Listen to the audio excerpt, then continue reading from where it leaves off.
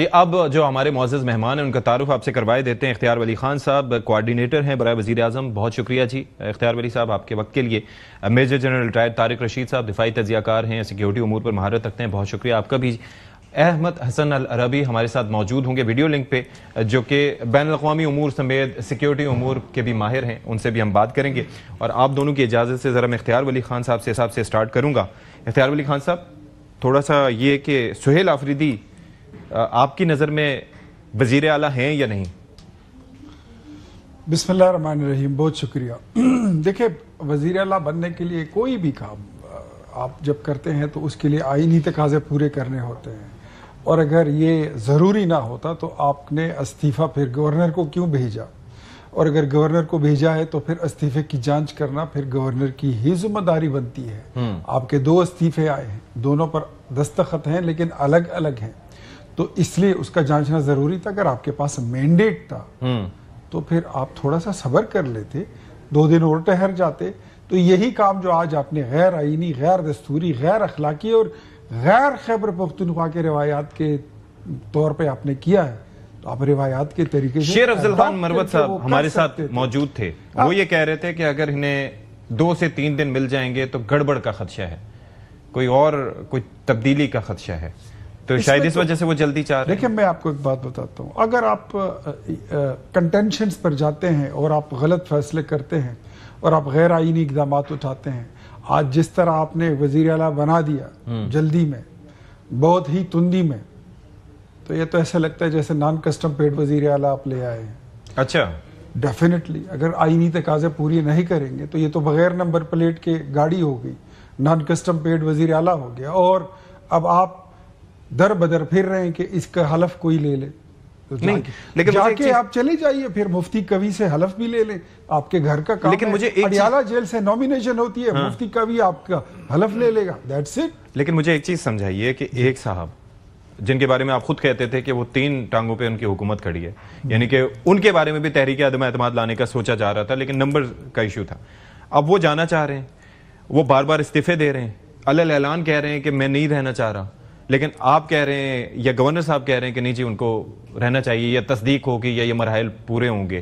اور یہ دیکھیں، we don't have any romance with Ali Amin Gandapur, اس کو بڑا کلیئر میں آپ کو بتا، we don't have any romance. اچھا، ہماری کوئی لو سٹوری نہیں ہے۔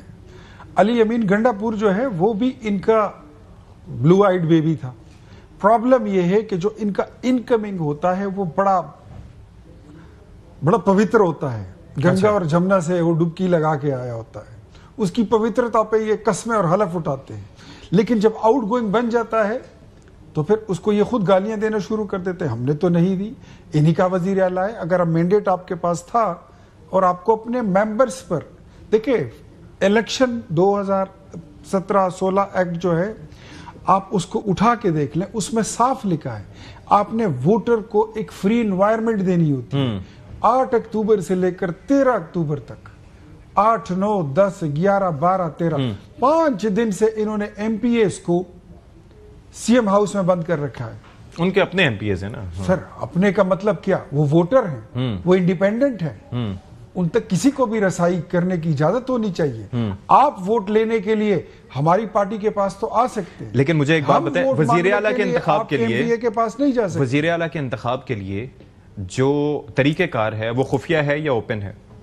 وہ تو ڈویژن پہ ہوگی نا، ڈویژن پہ ہے نا، اس کا مطلب اوپن ہے۔ آپ کو لگتا ہے کہ اوپن رائے شماری میں کوئی پارٹی پالیسی سے ہٹ کے جا سکتا ہے ایکسپوز ہو کے؟ الیکشن کے لیے ڈویژن کے علاوہ سیکرٹ بیلٹنگ بھی ہو سکتی تھی، لیکن انہوں نے ہمارے نہیں کیا نا، انہوں نے نہیں کیا۔ تو ان کو پتا تھا کہ ان کے 3 درجن سے زائد ایم پی ایز جو ہیں وہ ان کے ساتھ، وہ نہ عمران کی پالیسی کو لائک کرتے تھے، نہ وہ علی امین گنڈا پور کی پالیسی کو لائک کرتے ہیں، نہ ہی وہ سہیل آفریدی کا جو نیریٹو ہے وہ اس کے ساتھ کھڑے ہیں۔ انہوں نے ڈیفینیٹلی ووٹ ان کے خلاف دینا تھا، لیکن انہوں نے سارے راستے بند کر دیے، تو یہ تو کوئی طریقہ نہیں ہو۔ میں اسی لیے کہتا ہوں کہ آپ کا وزیر اعلیٰ جو ہے وہ نان کسٹم پیڈ ہے۔ تو مجھے ایک چیز بس بتا دیجیے کہ یہ دستخطوں کے اوپر جو گورنر صاحب نے اعتراض کھڑا کیا ہے، وہ میرے خیال میں اگر آپ بھی ایک دستخط کئی دفعہ کریں گے، ہمیں ایکسپیرینس ہوتا ہے تو وہ کبھی ایک دوسرے سے 100% نہیں میچ کرتے. تو یہ اعتراض آپ کو لگتا ہے کہ کوئی ایسا ہے جو اسٹینڈ کر پائے گا اگر عدالت میں اپنی زندگی میں 2 بار ایسے مراحل سے گزرا ہوں کہ مجھے بلایا گیا, ایون ایک بار بینک میں بلایا گیا تھا کہ یہ چیک آپ نے سائن کیا ہے یا آپ آ کے تصدیق کر لیجئے کہ یہ سائن آپ کا ہے. وہاں جا کے میں نے دوسرا دستخط کر دیا. اتنی ہی بات تھی, 13 کو نہیں تو 15 کو ہو جاتا, 15 کو نہیں تو 16 کو ہو جاتا. لیکن ایسے فیصلے نہیں ہوتے, اسپیشلی وہ صوبہ جو صوبے کے حالات اس وقت ملک کے تمام صوبوں میں سب سے نازک ہیں. وہ ایک بڑے ہی میں کہتا ہوں کہ مشکل حالات سے گزرنے والا صوبہ ہے. ٹیررزم کیا, بیڈ گورننس کیا, کرپشن کیا, لا اینڈ آرڈر کی سچویشن کیا, جمہوری معاملات کیا, وہاں پر تو مطلب every thing is for sale. اور پھر آج اب مجھے سمجھ نہیں آتی کہ ہم اس پہ مرثیے پڑے یا ان کو مبارکباد دیں جو وزیر اعلیٰ صاحب کہہ رہے ہیں.